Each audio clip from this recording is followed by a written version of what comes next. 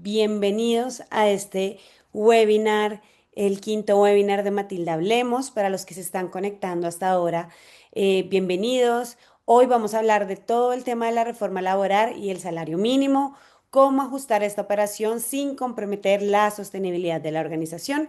Tenemos dos invitados muy especiales, Daniel Mesa y Jimena Tejero. Daniel es abogado y especialista en Derecho Laboral y Seguridad Social y cuenta con más de 10 años de experiencia laboral. Tiene una sólida trayectoria asesorando compañías de diferentes sectores, incluyendo también el minero energético, servicios y BPO. Y Jimena, también abogada, especialista en Derecho Comercial y actualmente está cursando una especialización de gestión tributaria internacional en la Universidad EAFIT. También cuenta con alrededor de 10 años de experiencia en asesoría jurídica empresarial, con un enfoque de acompañamiento para las tomas de decisiones gerenciales. Entonces, aquí, bueno, Jimena, Daniel, bienvenidos. Muchas gracias por acompañarnos el día de hoy. Desde Bogotá también nos saludan Luis Fernando, entonces, de Riohacha. Gilberto, muchas gracias, bienvenidos. Entonces, Daniel, te doy la palabra, Jimena, para que se presenten y arranquemos con el webinar del día de hoy. Listo, perfecto, María Fernanda, muchas gracias. Bueno, un gusto saludarlos a todos. Como bien le dijo María Fernanda, mi nombre es Jimena Tejero, estamos aquí con Daniel Vélez. Nosotros hacemos parte de una firma que se llama Russell Bedford. Nosotros somos una firma especializada en asesoría empresarial y el día de hoy nuestro objetivo es que miremos el colegio no solo como un ente que ayuda a la educación en el país, sino también como una organización, como una empresa que necesita ser financieramente sostenible, ¿cierto? La reforma laboral, el incremento del salario mínimo nos ha traído diferentes retos y el día de hoy lo que queremos es compartir con ustedes esos retos y cuáles son esas soluciones que nosotros como firma hemos recomendado a nuestros clientes. Actualmente pues tenemos diferentes clientes del sector de educación y eso nos ha permitido conocer un poco más cuál es esa dinámica que están manejando los colegios y ese impacto que han tenido estos cambios laborales. Para eso entonces vamos a manejar por decirlo así, dos bloques. Un primer bloque va a ser más teórico, contarles esos cambios que ha traído la reforma, y un segundo bloque mucho más práctico. ¿Cuáles son esas recomendaciones, esos consejos, esos tips que desde nuestra experiencia podemos compartir con ustedes? ¿Cuál va a ser entonces la dinámica que vamos a manejar? Vamos a empezar a conversar, a hacer la exposición y la idea es que ustedes también puedan participar. Entonces, si tienen alguna duda, antes de que finalicemos cada tema, pues pueden levantar la mano y les estaremos dando la palabra o la pueden escribir por el chat para irla resolviendo a medida que vamos avanzando. El objetivo es que lo hagamos muy conversado, muchas veces esos temas suelen ser un poco ladrilludos, entonces es que lo hagamos más dinámico y de eso pues también dependemos de ustedes con sus preguntas. Siendo así, regálenme un segundo, voy a presentar por aquí para que empecemos. Mientras compartes, aquí sigo dando la bienvenida a Mariela, Luz Daria del Colegio Juan Cultura de Palmira Valle, bienvenida también. Listo.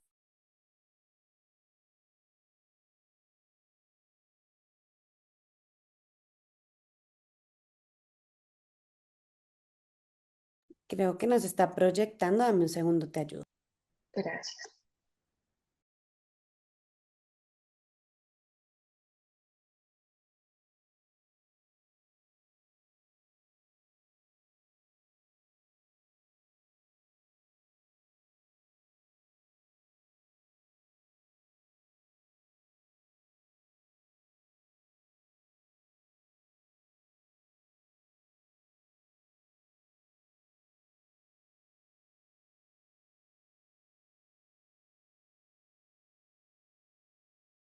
Listo.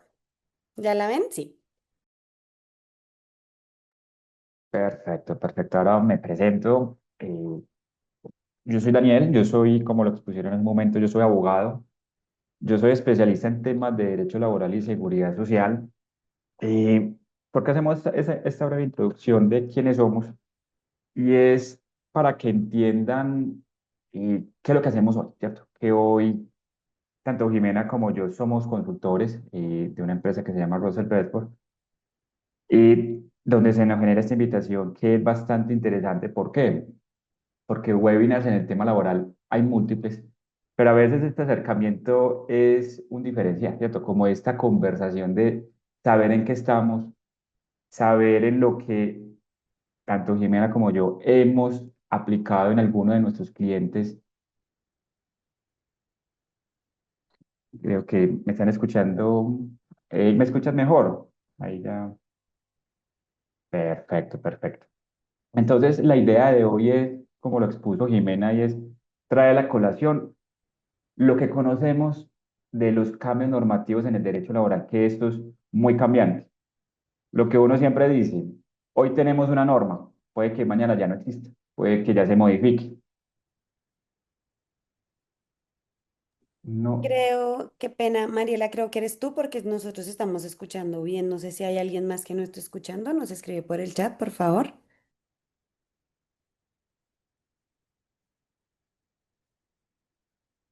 de algo me van avisando, ¿cierto? Entonces, la idea es que con lo que hoy conversemos un poco, puede que esto sea cambiante, pero esto es lo que hoy en el tema normativo tenemos las organizaciones.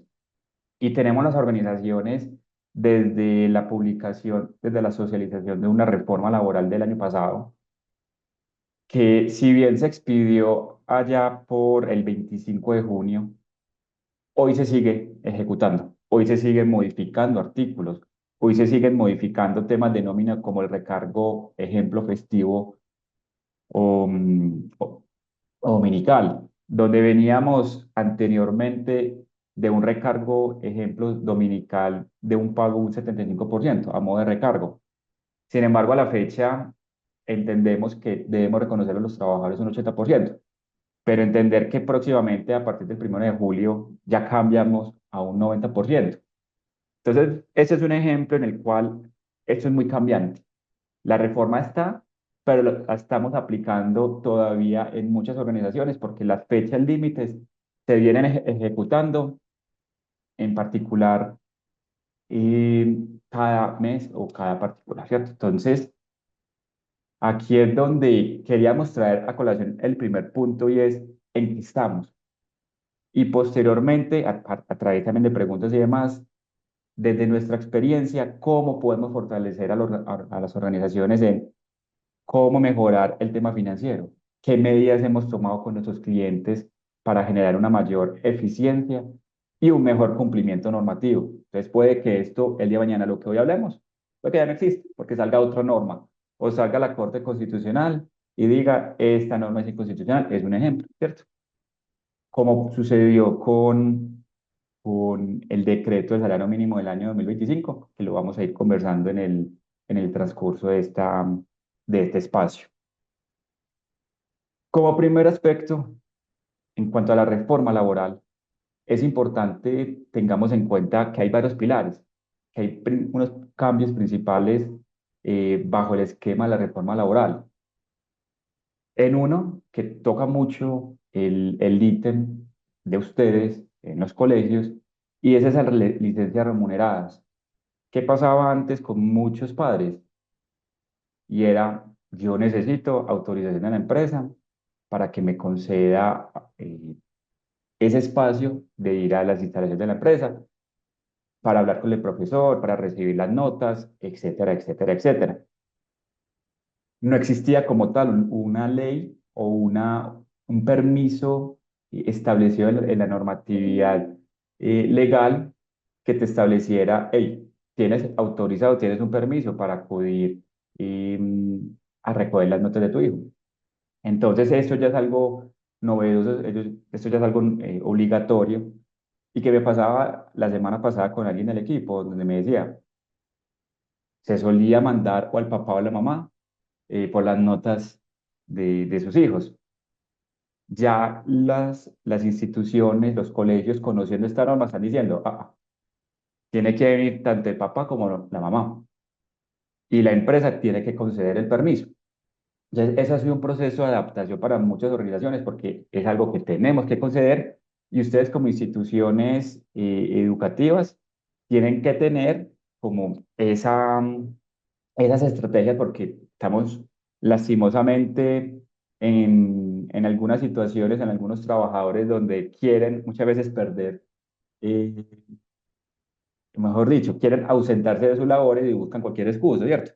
Entonces, lo que si antes hacían incapacidades falsas, hoy lo que puede suceder es un permiso, por ejemplo, para ir por las notas del hijo y lo falsifica, ¿cierto? Entonces, ¿cuál es la invitación muchas veces con las instituciones educativas? Tengan sus formatos bien establecidos para que se impida, digámoslo, la falsificación, etcétera. Entonces, es una de las adaptaciones que hoy como instituciones debemos tener. Entender que hace alrededor de 10 años, 5 años, 2 años, el recargo nocturno iniciaba desde las 9 de la noche. Entonces, toda persona, 8 7 de la noche, estaba causando su recargo diurno sin ningún problema, ¿cierto? Si era hora extra, recargo diurno, normal. ¿Qué nos dijo la norma? Ojo, toda institución, toda organización debe provisionar algo. Y es que a partir del 25 de diciembre, eso ya se ejecutó, el recargo nocturno funciona desde las 7 de la noche. Entonces tenemos que ser muy prácticos a la hora de establecer, ejemplo, en otro tipo de organizaciones, los turnos de trabajo. ¿Qué tan eficiente y financieramente rentable es yo establecer turnos a las 7 de la noche y no a las 9 o a las 10? Entonces es algo muy importante. Lo que les adelantaba, todas instituciones, organizaciones debemos estar alineados con los recargos dominical o festivo donde estamos próximos a aumentar ese recargo, ese porcentaje, pasaremos de un 80 a un 90%, lo debemos tener muy claro porque esto comienza a partir del 1 de julio del presente año y ya en el 2027 será un 100%. Como tercer foco, que es muy interesante en las organizaciones de ustedes, y es estas modalidades contractuales. Cuando hablo de modalidades contractuales en Colombia, hay tres principales y una muy excepcional. La principal, la que uno escucha mucho, es el contrato indefinido. Sin embargo, en Colombia se sostienen otras modalidades, que es el contrato hora-labor, el contrato a término fijo y el que les decía muy excepcional, el accidental, que es el establecido en el artículo sexto del Código Sustantivo del Trabajo, que nos decía que es máximo un mes. ¿Qué tenemos que tener en cuenta hoy las organizaciones? Es que la norma nos impone una obligación y es que la generalidad es el contrato indefinido. Los demás contratos, si vamos a tener un contrato a término fijo o de obra labor, tenemos que sustentar muy bien por qué lo tenemos bajo esta directriz. En el sector educativo, digamos lo que hay una norma muy especial que nos dice, hey, se puede aplicar el contrato a término fijo por regla en el acierto. Es muy importante siempre, o nuestra sugerencia sí hoy es, como eventualmente ustedes liquidan en diciembre, vuelvan a contratar en enero, en febrero, en los contratos adicionemos una cláusula porque es un contrato a término fijo. Entonces ahí es donde uno puede poner los ejemplos, es que por el tipo de negocio, por el receso académico, debe ser un contrato a término fijo y traer a colación la normatividad que les permite ser a contrato a término fijo. Porque ¿qué es lo que pasa? Porque siempre es mejor pecar por más que por menos, ¿cierto? Porque uno no sabe el día de mañana que llegue el Ministerio de Trabajo y es, ojo, esto es una ley, lo que hay, entiendo, en el sector educativo mucho, creo que es un decreto, si mi memoria no me falla, van a decir, la ley va a primar, va a primar la reforma laboral y por ende usted debería estar contratando a través de la modalidad indefinida. Entonces es muy importante este aspecto de la reforma para que ustedes en sus contratos lo soporten muy bien y digan por qué son contratos a término fijo. Debemos tener contemplado actualmente dentro de los procesos internos el procedimiento disciplinario. Esto cambió con la reforma. Antes lo que existía era una sentencia, que es la sentencia C593 de 2014, que decía, debe existir una citación, debe existir unos descargos y debe existir una decisión disciplinaria. ¿Qué pasó con la reforma? Nos puso unos límites temporales donde nos dice, ojo, dentro de la citación y los descargos debe existir, por ejemplo, 5 días. No cumplirse, estamos incumpliendo el debido proceso. Entonces es aquí donde todas las organizaciones debemos estar muy alineados con este procedimiento disciplinario, porque despedir, ejemplo, a un profesor por una falta o suspenderlo sin el debido proceso sin cumplirlo como lo establece la reforma, se puede declarar que esa decisión no va a tener ningún efecto y nos pueden obligar, ejemplo, al pago de los dineros dejados de percibir durante el tiempo de la suspensión. El procedimiento disciplinario está muy alineado al reglamento interno que nos dice la reforma es, ojo, y esto es muy importante que lo tengamos todas las instituciones, todas las organizaciones también, y es, ojo, tenemos hasta el próximo mes, hasta el mes de junio, para tener actualizado todos los reglamentos internos de trabajo. A nosotros nos dieron, dentro de la reforma, un año para los ajustes correspondientes. No tenerlo, pues estamos inmersos en una eventual investigación por parte de los entes de control y estamos a un mes, ¿cierto? Como les dije, es un mes. Entonces, si de pronto hoy no lo tenemos, es importante adelantarlo para no tener problemas futuro. En cuanto a las horas extras, ¿qué pasaba antes? Para yo poder extender jornada, yo decirle a Pepito Pérez, hey, debes extender jornada, yo necesitaba autorización del Ministerio de Trabajo. A hoy, esa autorización ya no es necesaria. Yo ya no necesito ir al Ministerio de Trabajo para que me digan, hey, tu grupo de trabajo puede extender jornada. Hoy lo que sí debemos tener cualquier organización es respetar las 2 horas diarias de horas extras, como lo establece la norma. Adicionalmente, tener un soporte o saber por qué Pepito Pérez le tocó extender su jornada, porque eso es un comprobante que eventualmente vamos a necesitar. Si estamos programando, por ejemplo, a todos los maestros y después de las clases que extiendan su jornada hasta las 7 de la noche, es un ejemplo, y no sabemos ni siquiera por qué, y no le estamos pagando las horas extras, y eventualmente tendríamos un riesgo jurídico ante los ojos del Ministerio de Trabajo. Ya uno verá, ya discutirá si el personal educativo, los docentes, son de dirección con mesa de manejo, que esto es una regulación muy especial en Colombia que nos dice que no causan horas extras, pero sí recargos nocturnos. Entonces, será entender muy bien las causas de por qué se extienden eventualmente la jornada. En este punto que sigue, que es muy alineado a las modales contractuales, temas de remuneración y es la evaluación objetiva del trabajo. Esto lo hemos utilizado mucho con nuestros clientes y es lo siguiente. Lo que siempre hemos escuchado es y, a esfuerzo, cargo igual, salario igual, ¿cierto? Siempre lo hemos escuchado. Esto con la reforma cambia un poco porque nos dice, yo puedo tener el mismo cargo, ejemplo que Jimena, pero puede que ella gane más que yo y desempeñemos la misma función, el mismo rol, trabajemos las mismas horas. Pero nos dicen a las organizaciones, ustedes pueden establecer dentro de sus políticas internas por qué Jimena va a ganar más que yo. No por el nombre, sino porque Jimena de pronto tiene mayor experiencia, porque Jimena de pronto tiene una maestría y Daniel no. Entonces, aquí es donde internamente nos dicen, hey, ustedes pueden establecer un esquema de remuneración. Entonces, aquí es quitarnos muchas veces el chip de que el mismo docente va a ganar lo mismo que el otro. Esa es la generalidad, sí, pero ustedes tienen la posibilidad para establecer internamente en este esquema de que quien tenga un nivel de maestría pueda tener un mayor salario.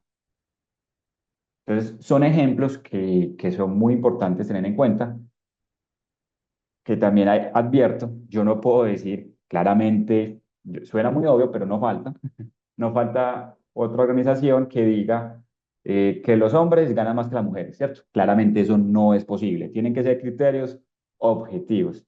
Sobra la explicación, pero uno en la calle se encuentra muchas particularidades.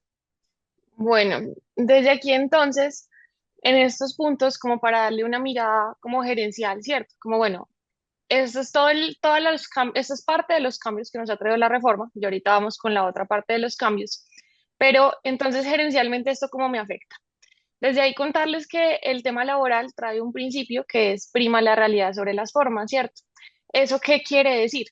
Que si nosotros tenemos dentro del colegio una realidad, yo no la puedo disfrazar de una manera diferente a través de los contratos o de los documentos. Entonces, lo primero es que tenemos que ser muy conscientes que la realidad con la cual nosotros administremos el colegio desde el punto de vista laboral cumpla todos estos requisitos que nos acaba de mencionar Daniel y así lo tengamos dentro de la compañía.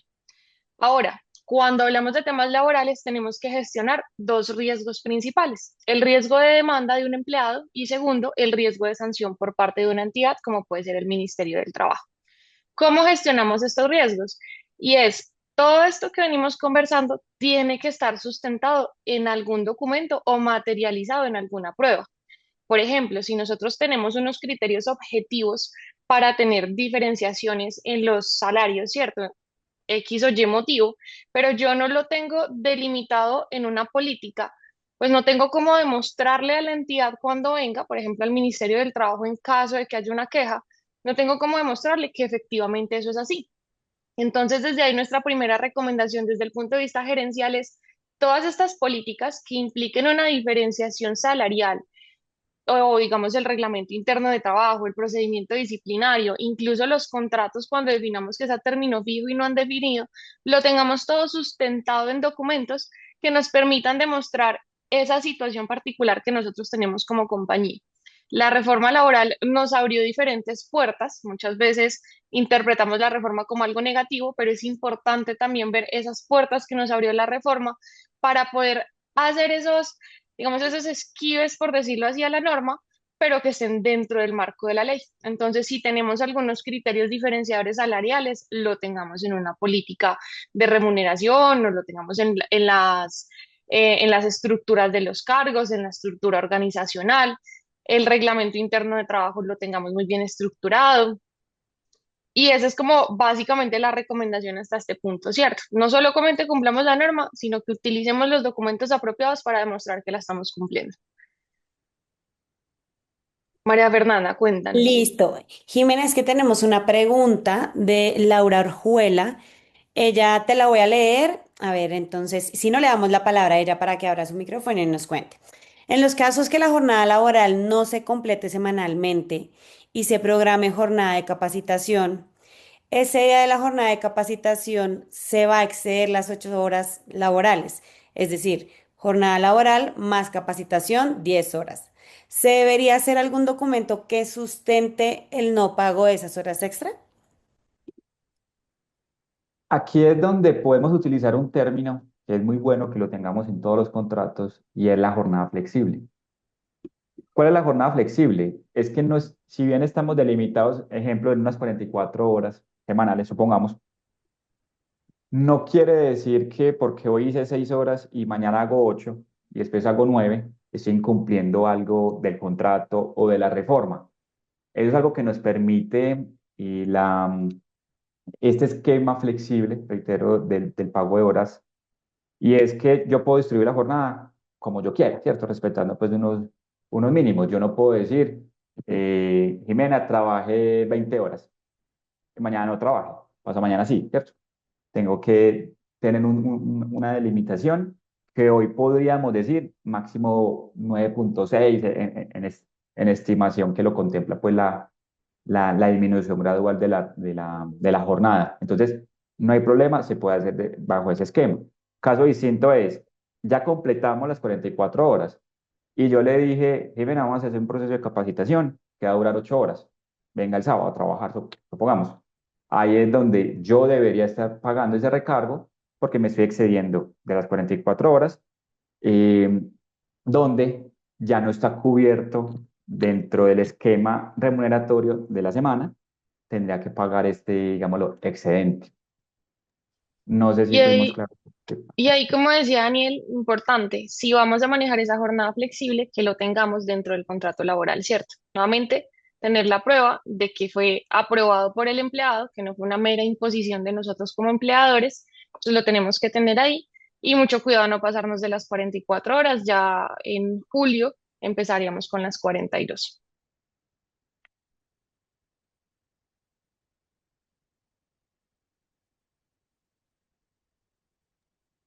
Perfecto. Si no fuimos claros, nos pueden escribir para de pronto reformular la respuesta. Listo. Entonces, lo que les decía, licencia remunerada nos cambia un poco. Porque, También aquí quiero hacer un paréntesis, que muchas veces tenemos el chip como organizaciones o trabajadores de que existe a través de la reforma la licencia de matrimonio. La licencia de matrimonio no existe todavía en Colombia. Se ha querido desarrollar, se ha querido crear, pero hoy no existe. Hoy es un beneficio que pueden otorgar las organizaciones, como el concepto de el fallecimiento de una mascota. Eso también se quiso ingresar adicional en la reforma, finalmente no quedó. Ya si se quiere conceder por el fallecimiento, eso es algo voluntario de las organizaciones para tenerlo muy en cuenta. A mí me sucede mucho que me piden, mi equipo a veces me dicen, hey, licencia de maternidad, no va a casar, entonces deme 5 días porque lo establece la norma. La respuesta es no, es algo voluntario y ya es un esquema personal eh, e interno pues, de las organizaciones.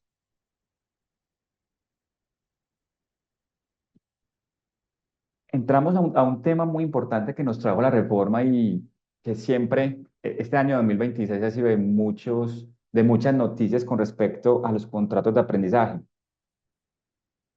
Tenemos hoy una facilidad en esta era, en esta época, y es que tenemos acceso a múltiples mecanismos para obtener información, sea celular, uno se mete a Google, IAs, redes sociales, un montón de cosas.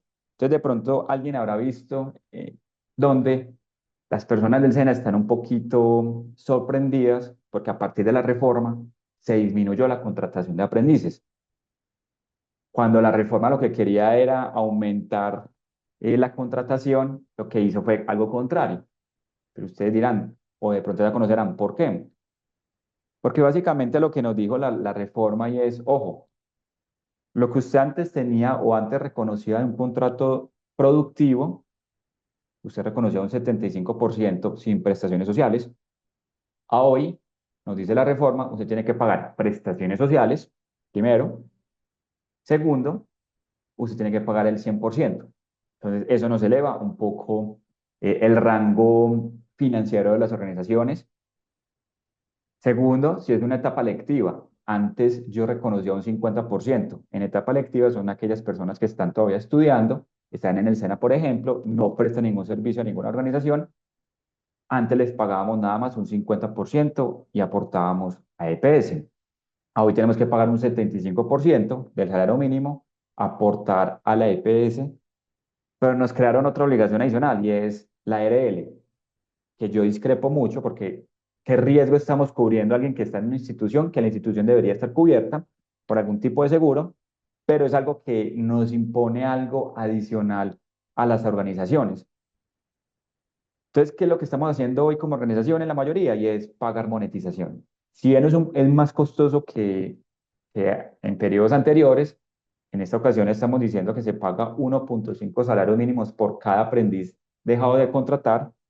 Muchas organizaciones dicen es más barato o es más fácil yo estar pagando cada mes un valor que estar de pronto administrando ese recurso humano, que es muy importante tenerlo claramente. Sería el primer trabajo de muchas personas, trabajo formal, conocer cómo es trabajar, pero es donde choca la parte de talento humano, la parte financiera, y es donde el financiero podrá decir, no, es que de pronto es más costoso yo tener una persona y acá, que de pronto se me capacite y tenga algún tipo de estabilidad laboral, muchas cosas, donde decimos, es mejor monetizar.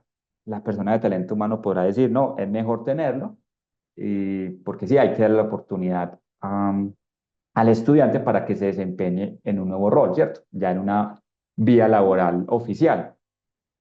Cualquier decisión es válida. Aquí lo que queremos es qué alternativas hoy tenemos y hoy lo que estamos viendo en Colombia, no solamente por la noticia que les decía que están enojados y preocupados porque se está contratando menos, sino que lo estamos viendo con muchos de nuestros clientes, están enfocados en monetizar. Adicionalmente, hoy hay una dificultad operativa muy grande con los aprendices y es que cuando uno los va a buscar, no aparecen, ya todos están en alguna empresa. Entonces también se nos dificulta en muchas empresas la contratación porque no están disponibles, no hay muchos vacantes. Hay un incentivo que se desarrolló que todavía me genera mucha sorpresa y muchas dudas y muchas preguntas, y es el incentivo CREA. Este es el que nos dijeron a través de la reforma, hey, usted empresa, usted organización, puede ser beneficiado un 25% de un salario mínimo por 6 meses por cada nuevo empleo creado. Esto era o es para empresas de hasta 50 trabajadores. Tiene otra particularidad para empresas mayores. Si hubo una disminución en sus ingresos, etcétera, pero no entremos pues en detalles. Pero lo que nos dijo el CREA es, vamos a ayudarles a las empresas y a cualquier tipo de organización que cumpliera como con esos parámetros. Sin embargo, desconozco de nuestros clientes, no se ha podido, ni siquiera la postulación, no se ha emitido ninguna normativa que yo conozca, que incluso, no sé si recordarán, aproximadamente en el año 2023-2024, se creó también un incentivo que venía también de Duque, del gobierno de Duque, y es apoyar el primer empleo, apoyar a los jóvenes hasta 28 años de edad, mujeres también, donde también se daba un porcentaje del salario mínimo. El último auxilio eran por 12 meses o es por 12 meses y se otorgó más o menos en noviembre, diciembre del año pasado sobre las nóminas de marzo a abril del 2025. Es decir, pasaron casi 7 meses para que se diera una puerta para usted poderse postular. Sin embargo, me genera mucha particularidad en este asunto y es que uno de nuestros clientes aplicó en noviembre-diciembre a este beneficio. Le dijeron, sí, usted cumple con las condiciones, pero lastimosamente, nos respondió la entidad, no hay cómo pagar. No hay una asignación presupuestal que podamos subsanar ese pago. Entonces, nos dijeron, bien, cumpliste, pero no te vamos a pagar. Pasará lo mismo con el CREA, porque si bien está en la norma, todavía no, tengo entendido que todavía no viene funcionando como tal. Personas con discapacidad, esto es muy importante que lo tengamos hoy muy presente, porque toda organización, incluso colegios, tienen la obligación, aquellas que tengan más de 100 trabajadores, contratar mínimo 2 personas discapacitadas. Y no es una persona discapacitada porque yo lo considero así, sino que la persona debe estar certificada en esta condición de discapacidad para yo poder cumplir con esta obligación legal. Ustedes me preguntarán, ¿cuándo se cumple? ¿Cuándo es el deber de cumplirlo? A partir del próximo mes. Ya se cumple un año de la norma. La norma nos dio un año de gabela. Ya empezamos con nuestra obligación de tener estas 2 personas por cada 100 empleados. Entonces, esto es muy importante tenerlo en cuenta. Y sí, muy importante tenerlo presente y es, si hoy tenemos 2 personas discapacitadas, tenemos la obligación de reportarlo al Ministerio de Trabajo. Por cada contratación tenemos 15 días para decirle al ministerio, venga, voy a contratar a esta persona o ya la contraté. No hacerlo, acarreamos algún tipo de sanción. Temas de teletrabajo, la norma nos dijo, ojo, si hoy tenemos algún docente que ha pasado y que he visto en otras organizaciones que trabajan de forma híbrida, lo tenemos que tener establecido y tenemos que manifestárselo al Ministerio de Trabajo de que Pepito Pérez está en teletrabajo híbrido. Y al igual a la ARL. Y ustedes me preguntarán, ¿qué es trabajo híbrido? Es aquella persona que trabaja, ejemplo, 2 días en el colegio y 3 en la casa. Yo debo tenerlo informado ante las entidades. Y adicionalmente tengo que tener los contratos de trabajo que me establezcan esa particularidad del teletrabajo. Si no lo tenemos, estamos abocados a alguna sanción por parte del Ministerio de Trabajo. Y finalmente, ya para terminar la parte de la reforma, y es el concepto de cesantías de intereses. Esto, ¿qué es lo que nos estableció la norma? Y es esa posibilidad de mensualmente yo consignar los aportes o lo que estás causando de cesantías ante el fondo de cesantías de la persona, del trabajador, mes a mes. Al igual que yo reconocerle los intereses por concepto de cesantías que usualmente las compañías pagamos los 31 de enero del siguiente año. ¿Cuál ha sido nuestra postura? Es no hacerlo, ¿cierto? Porque muchas veces toda organización incluso se endeuda para pagar las cesantías. En febrero de una va al banco y consigna el dinero, ¿cierto? Usualmente esa es la dinámica.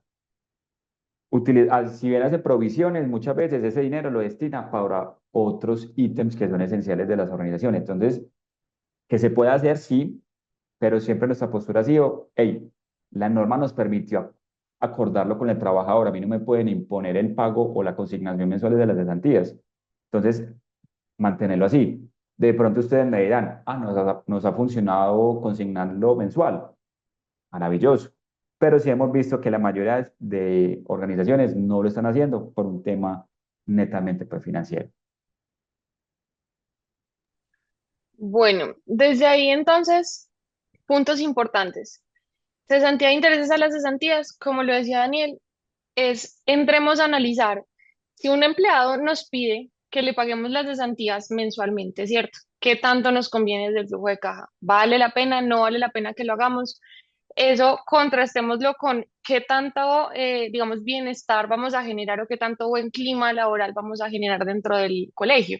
Si tenemos unos profesores que no están muy contentos porque les negamos que las cesantías se paguen de forma mensual, pero no nos estamos afectando la caja, pues la idea ahí es la recomendación es evaluemos. No nos quedemos solamente con un lado de la moneda, sino que evaluemos tanto lo financiero como evaluemos desde la gestión humana y la gestión propiamente del clima laboral dentro del colegio. Respecto del tema del teletrabajo, pues digamos que lo vamos a pasar muy por el ladito. Ahí las recomendaciones siempre son muy desde lo que hemos venido hablando ya. Tengámoslo todo documentado. Es importantísimo tenerlo todo documentado. Como les decía, dos riesgos que tenemos que manejar desde el punto de vista del derecho laboral, que no nos demanden y que si llega una visita del ministerio no nos sancionen. Entonces, tengamos todo en la política de teletrabajo, que si en algún momento le negamos a una persona el teletrabajo, decimos usted no lo puede hacer, pues que tengamos unos criterios objetivos redactados dentro de una política interna. Desde las personas con discapacidad, hemos visto que pareciera ser muy obvio, pero a veces nos falta hacer un análisis como integral de la operación, ¿cierto? ¿Tenemos que contratar personas con discapacidad? Sí, no hay nada que hacer. La pregunta es, ¿a quién vamos a contratar para que nos genere un beneficio para la compañía? ¿Qué tipo de discapacidad va acorde con el trabajo o la labor que hacemos en los colegios? Ponerles el caso pues de un cliente que nos pasó, es un cliente que se dedica pues a temas de manufactura, contrató a una persona con problemas auditivos. ¿Cuál era el tema? Pues uno dice, bueno, pues si yo estoy haciendo aquí elaborando pues algo, no necesito un tema auditivo tanto, ¿cierto? El problema es que la persona trabajaba con las manos. ¿Cómo se comunica estas personas que son sordomudas si no pueden usar las manos y las están todo el tiempo usando para desarrollar su labor? Entonces, desde ahí tenemos que ser muy creativos para que esta contratación de personas con discapacidad no sea una carga económica para el colegio, sino que pueda llegar a ser un beneficio. Desde ahí pensarlo mucho desde las tareas administrativas, pensar que si contratamos una persona con una discapacidad de movilidad, pues que realmente pueda ir a ejercer su labor y no vaya a tener ningún inconveniente, que tengamos toda la sede adaptada para que pueda trabajar sin ningún problema, ¿cierto? Desde el incentivo CREA es estar como muy pendientes. Este es un beneficio importante al cual todas las empresas pues que tengan hasta 50 trabajadores pueden acudir. Entonces ahí es dejarles como la anotación de evaluarlo en su momento.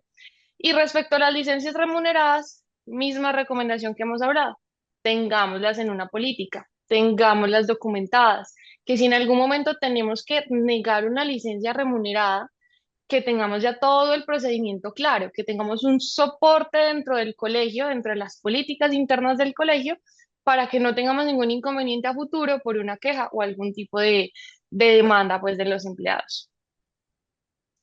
Listo, creo que podemos pasar con las preguntas, María Fernanda, en este punto.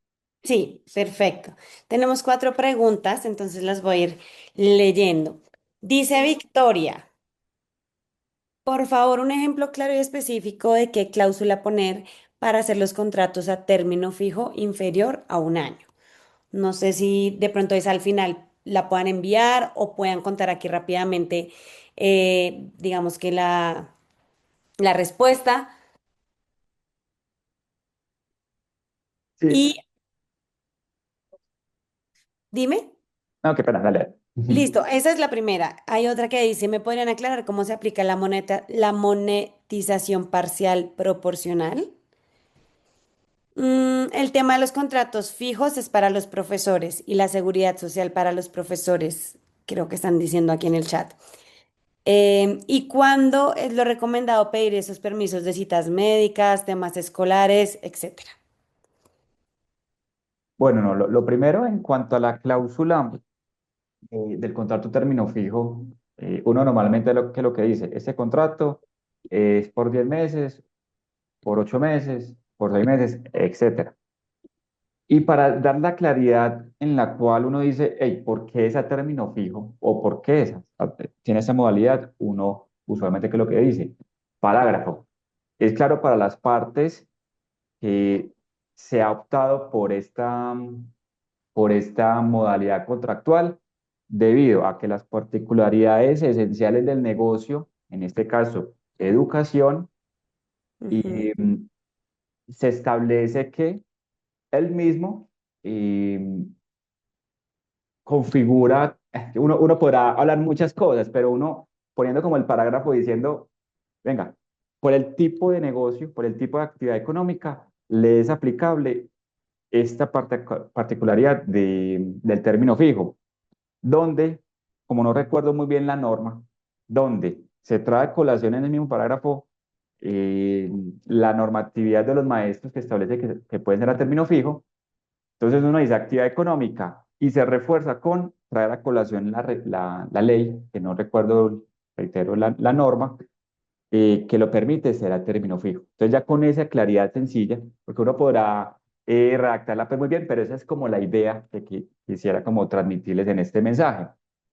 Lo segundo, en cuanto a la monetización parcial, ¿qué es lo que pasa? Hoy ya le llamamos monetización parcial y es porque, ¿qué es lo que sucedía antes? Antes había una operación muy rara para usted monetizar de forma parcial. Cuando yo hablo de forma parcial es que tengo un aprendiz contratado y otro monetizo. Entonces, antes era una fórmula que nos decía número de trabajadores por el 5%, por el salario mínimo y por el número de aprendices monetizados parcialmente, dividido la cuota regulada. Ustedes me dirán, Daniel, ¿qué acabaste de decir? Pero digamos que esa es la fórmula que está establecida para la monetización parcial. Hoy la monetización es muy sencilla. Por cada persona que yo deje de contratar, simplemente va a pagar 1,5 salarios mínimos. En eso consiste, donde yo mensualmente le transfiero al SENA ese dinero. Entonces, en ese caso, ya no tenemos una fórmula que es rarísima, sino que es simplemente saber 1,5 salarios. Esa es como la respuesta. listo. Una última pregunta. Carolina está levantando la mano. Le va a dar entonces aquí permiso para que hable y nos cuente su pregunta. Hola, muy buenas tardes, ¿me escuchan? Sí, te escuchamos. Muchísimas gracias. Es que sí tengo una duda exactamente por el tipo de contratos que se manejan en los colegios y lo que indica el Código Sustantivo de Trabajo con la nueva reforma, que es que se debe priorizar los contratos a término indefinido.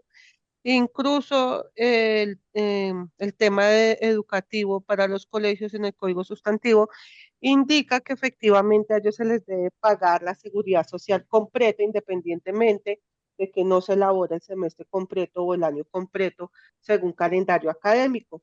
¿Qué tanto es la posibilidad que esos contratos a término fijo que se siguen haciendo en los colegios, porque el ministerio no ha contestado ese tema, se conviertan obviamente a término indefinido a pasar los 4 años? Porque igual, pues al ser un colegio, obviamente los profesores son la razón de ser del colegio, o sea, la enseñanza como tal es un cargo misional, no es un cargo cualquiera, por ende debería tener un contrato a término indefinido, pero como exactamente los calendarios escolares pues no son lo que se supuestamente paga uno, sino menor a eso, entonces, ¿qué va a pasar con ese tema? ¿Saben si el ministerio se va a pronunciar? ¿Saben si el ministerio va a sacar algo? Porque si no, en el 2029 vamos a tener un montón de demandas, efectivamente, haciendo que los contratos se conviertan a término indefinido. ¿Qué va a pasar con este tema y este caso? Y esa es una realidad. No les voy a mentir porque, ¿qué es lo que pasa? Uno como abogado interpreta. interpreta y es donde le dice a las organizaciones, porque me lo han dicho, reitero, o como decía Jimena, nosotros atendemos otros colegios donde nos han dicho operativamente es imposible que todos queden indefinidos. ¿Qué tanto, qué tanto yo puedo llegar a ceder o ponderar riesgo versus una estabilidad hoy financiera? Entonces, nosotros qué les decimos, sabemos que para ustedes es imposible que todos los conviertan indefinidos, porque conocemos pues, la particularidad de ese colegio. ¿Cómo les decimos, hey, tratemos de disminuir el riesgo? Aclarando muy bien los contratos, como ya dijimos en un momento, y que podrá existir el inspector de trabajo que lo tome como algo muy cierto, que por el tipo de negocio sí, pero están los otros inspectores que nos dicen no. Eso hoy por hoy es muy relativo, porque hoy no hay una línea o no hay una norma posterior a la reforma laboral que nos diga, hey, se excluye totalmente a los profesores. Entonces ahí es donde la labor del abogado es sustentar muy bien por qué siguen en contrato de término fijo. Y reiteramos, esto es muy cambiante. Es como los jueces. Hay jueces en un tema de un reintegro laboral vía tutela, dice, bajo las mismas condiciones, ese se reintegra y otra persona no se reintegra, porque cada uno hace un análisis distinto. Entonces, hoy no, hoy la conclusión es, no hay una línea clara, pero entendemos que hoy por hoy los colegios, en su mayoría, entienden la generalidad del contrato a término fijo y lo que buscamos es, si vamos a seguir con eso, pues pongamos la cláusula, porque operativamente y financieramente para el sector de ustedes es muy difícil mantener una persona diciembre, enero, porque de pronto no se tienen ingresos. Entonces, eso es una particularidad que puede llegar a suceder.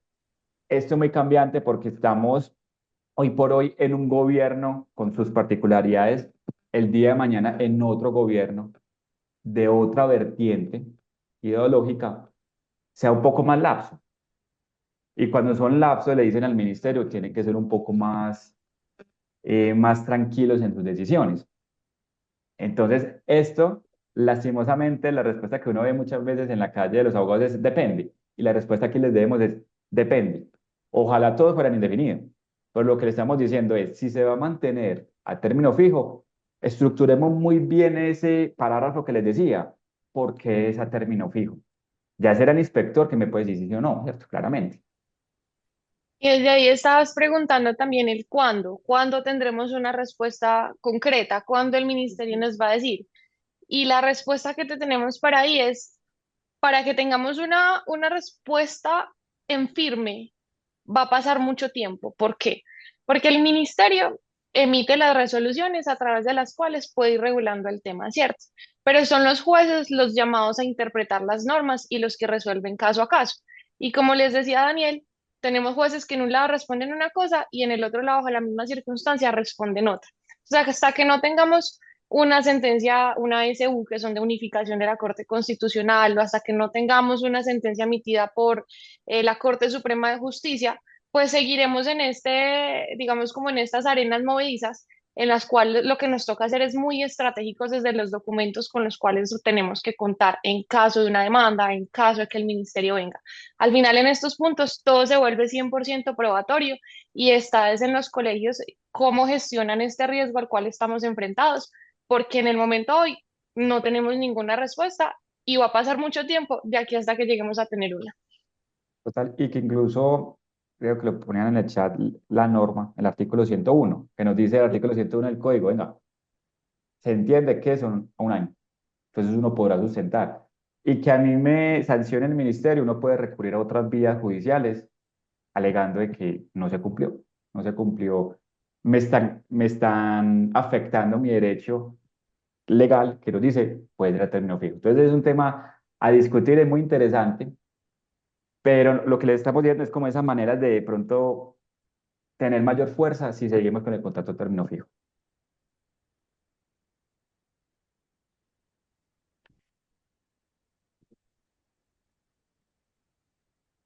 Listo. Continuamos entonces. Sí, entonces aquí lo que sigue es algo muy interesante y es lo que nos ha aporreado muchas organizaciones y es ese incremento del salario mínimo, ¿cierto? Eso difícilmente una organización va a decir, no, es que yo preveía que que va a aumentar el 23%. Poca, ¿cierto? Yo creo que ninguna, pero de pronto ustedes habrán escuchado otros casos. Entonces, esto ha impactado en muchas circunstancias en las organizaciones, porque esto incrementó un régimen administrativo bastante interesante. Entonces, uno escucha muchas veces o ha escuchado en vigencia de las redes sociales y es, ah, no, es que el Consejo de Estado declaró inexequible el decreto del salario mínimo. Entonces, yo voy a pagar lo que yo quiera, ¿cierto? Eso es lo que uno una vez ha escuchado. Y es que lo que hoy tenemos es una suspensión del decreto, donde el Consejo de Estado le dijo a las empresas, hey, tienen que seguir pagando el salario mínimo, pero usted, gobierno, debe expedir un nuevo decreto. Y por eso ustedes vieron que se expidió un nuevo decreto que estableció el mismo porcentaje del 23%.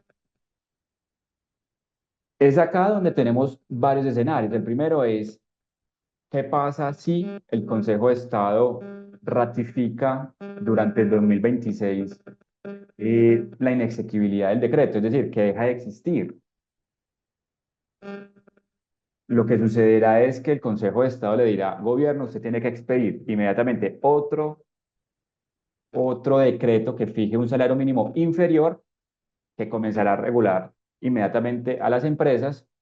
Y entonces ustedes me harán la pregunta, bueno, ¿cómo calcularemos en un futuro las prestaciones sociales, ¿cierto? De esa persona que gana el salario mínimo.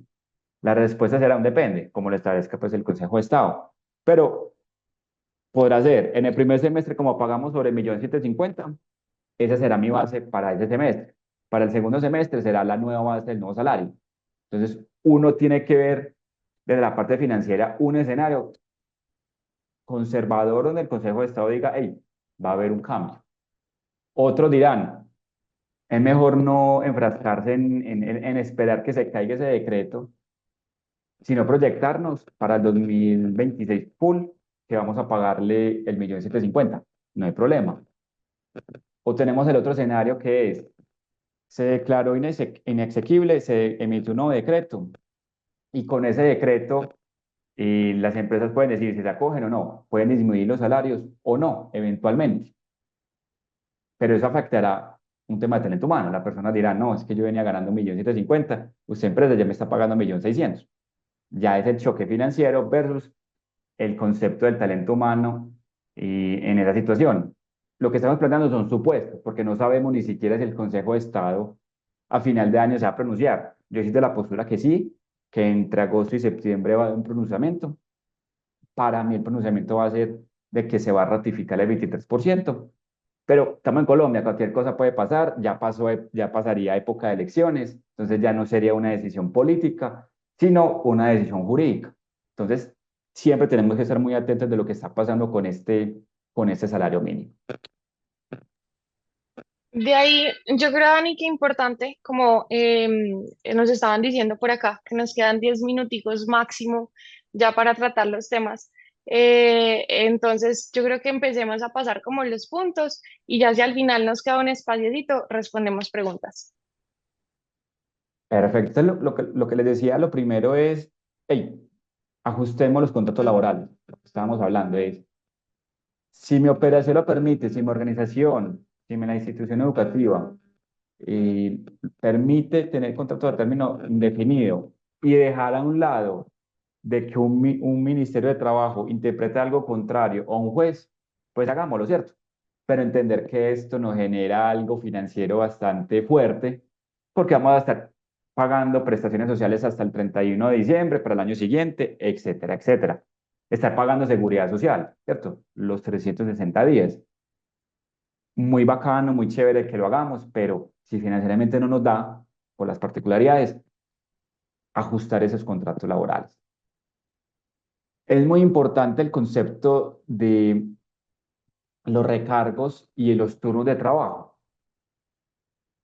¿Por qué? Porque aquí hay algo muy, muy, muy chévere que vemos todos los días y es, yo no tengo hijos, pero uno lo ve en los amigos y le escriben todos los días en la noche a los profesores, ¿cierto? Los papás le escriben a los profesores hasta las 10, 12 de la noche.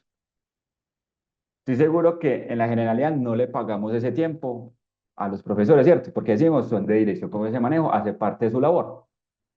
Sin embargo, el día de mañana, ¿qué es lo que puede pasar?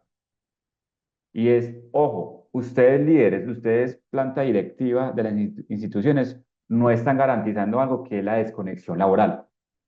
Eso lo tiene que tener toda organización. ¿Y qué es la desconexión laboral? Es permitir que Jimena pueda descansar, pueda compartir con su familia. Y es acá donde el día de mañana, de pronto no lo hemos tenido en el radar, pero es un tema de prevención. Y es que tenemos que tener una política muy clara en la forma en que los padres de familia pueden comunicarse con los docentes, con los profesores. Porque el día de mañana el trabajador va a decir, hey, yo trabajé hasta las 10 de la noche atendiendo los chats del grupo de padres de familia. Hay que pagarle como recargo. Y puede que hoy no lo pidan, pero en Colombia pasa algo que es que pueden demandar a los 3 años. Entonces, hoy la persona, el profesor salió muy bien salido, pero al año siguiente puede que algún amigo abogado le diga: "Ay, a vos, ¿cómo te pagaban los recargos en tal institución?". Le dice: "A mí nunca me pagaron". Entonces el abogado que va a decir: "Venga, yo le ayudo reclamando esos tiempos en los cuales usted prestó el servicio sin el cumplimiento de esa desconexión laboral". Entonces, los instamos porque esto no es para, para ganar dinero, ¿cierto? Sino para prevenir un futuro litigio y un futuro litigio que involucra el recálculo de prestaciones sociales, el recálculo de seguridad social, o que me digan no cumpliste la ley laboral, la desconexión laboral. Entonces, es un punto muy, muy interesante que muchas personas no lo tienen como en el radar. Les decíamos, reglamentos internos hay que tenerlos actualizados, proceso disciplinario hay que tenerlo actualizado en el reglamento interno de trabajo, segmentar muy bien esos turnos de nuestros docentes, de que no extiendan después de las 7 de la noche, por ejemplo, porque de lo contrario, pues estamos pagando recargos nocturnos, ser un poco más razonables a la hora de fijar extensiones de jornada y demás, cuando sea necesario. Eso es muy importante que lo tengan en cuenta. ¿Quieres decirme? No sé si sigues en la Dale diapositiva. tranqui, que estoy por aquí sufriendo un poquito con el tiempo. Dale tranqui, Eh, pasemos al siguiente punto. Ese. En gestión de talento, claramente lo que dijimos, hay que reestructurar el contrato de aprendizaje. Hay que definir si seguimos contratando aprendices o no. Desde la parte financiera, no es de talento, porque el talento, ojalá uno pueda contratar 1000 personas en una empresa, pero financieramente no nos da. Entonces, si es más barato, si es más fácil tener aprendices monetizados, pues hacerlo sin problema para no tener inconvenientes a futuro. Tenemos que evaluar la cuota de discapacidad, lo que ya mencionó Jimé, comienza el próximo mes, que sea algo razonable, implementar la desconexión real laboral, les decía, impedir o tratar de impedir, sé que no es fácil, que los padres de familia no se comuniquen en las noches, porque vamos a tener un problema futuro, implementar política de trabajo híbrido dentro de las posibilidades. Una persona que esté en la casa me va a salir un poco más barato por temas de servicios públicos, supongamos en las instituciones, que esté en la casa que en las instalaciones de las organizaciones. Entonces, para que lo tengamos muy, muy en cuenta. Si quieres, Jimmy, seguimos en la última para hablar de unos casos muy prácticos y que hoy por hoy hemos tenido. No sé si en las instituciones de ustedes lo tengan, y es el fenómeno del salario integral.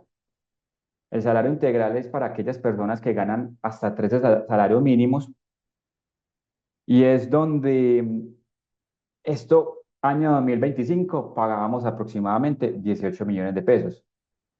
A hoy, 2026, pagamos 23 millones de pesos. Incrementó casi 5 o 6 millones de pesos el aporte en el salario integral. ¿Qué es lo que estamos viendo con las organizaciones, incluso en el sector educativo con algunos de nuestros clientes? Y es, volvieron a estas personas salario ordinario. Es decir, eso es insostenible porque el salario integral está dado en salarios mínimos. Y si el próximo año vuelve a aumentar el salario mínimo un 23%, supongamos, pues habrá que aumentar ese salario integral otro 23%.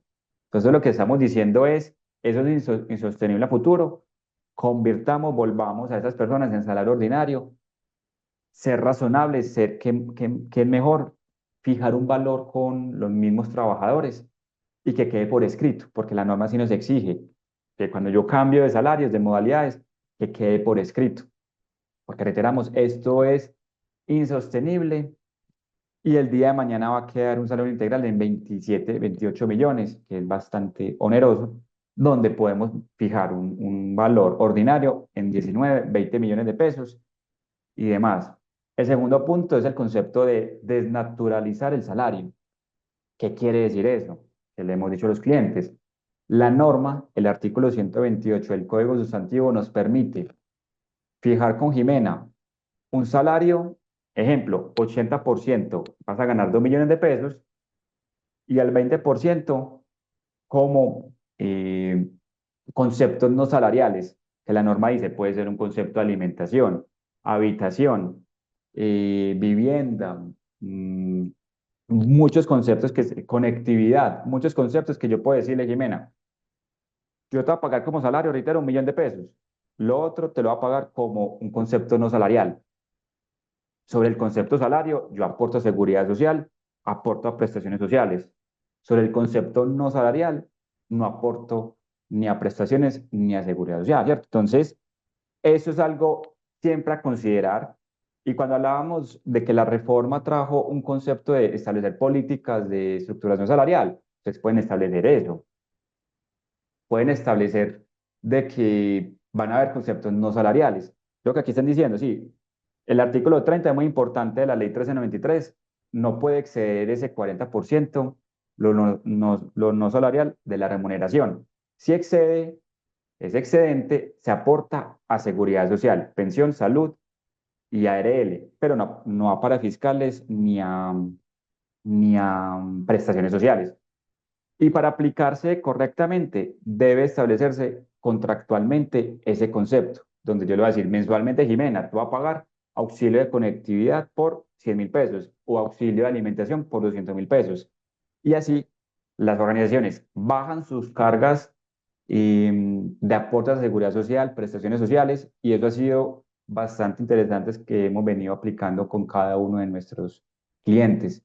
Consideramos que esa es una de las mejores vías para ir reconociendo los salarios de las personas, porque eso es lo que se ha venido aplicando con muchas, muchas organizaciones. Bueno, entonces desde ahí, y ya creo que esa ya es la última, ¿cierto? Para puntualizar entonces, recomendaciones. Desde el punto de vista documental, tengamos actualizado el reglamento interno de trabajo, tengamos política de desconexión laboral, tengamos la política de teletrabajo y tengamos una política de salarial en caso de que tengamos personas con el mismo salario, pero que con el mismo cargo diferentes salarios, ¿cierto? Eso es lo primero.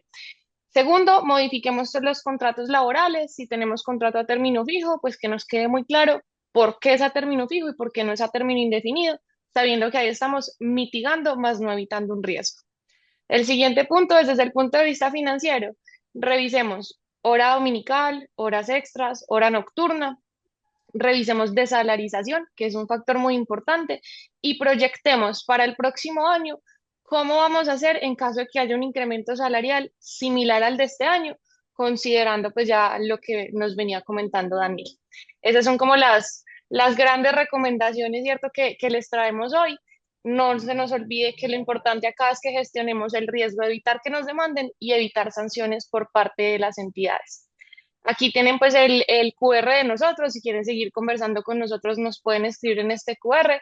Quedamos muy atentos a ustedes. Listo, pues muchas gracias Jimena y Daniel nuevamente. Aquí igual hay un pequeño último comentario, dice que, bueno, que ojo que la ley 1393 artículo 30 no puede superar el 40%. Entonces, pues yo sé que todos aquí lo tenemos en cuenta, nos gustaría dar más espacio, pero igual quedamos en contacto. Esto les va a llegar mañana la grabación y el certificado de asistencia a su correo. De igual forma, cualquier cosa que necesiten, pues como les comentaba Jimena, aquí voy a dejar el QR para que hablen, para que les escriban. Les voy a dejar aquí 2 minuticos. Mientras les cuento que en la siguiente diapositiva tenemos información también para que escaneen si están interesados en conocer Matilda, en conocer cómo estamos cambiando toda la cultura financiera en los colegios, no solamente de Colombia, sino de Latinoamérica, México y Ecuador, y que puedan hacer parte de este selecto grupo de colegios que ya está transformando el tema financiero y administrativo en todos los colegios. Entonces, bueno, aquí les dejo también este código QR para que lo puedan escanear. De igual forma, cualquier cosa por correo también nos pueden contactar.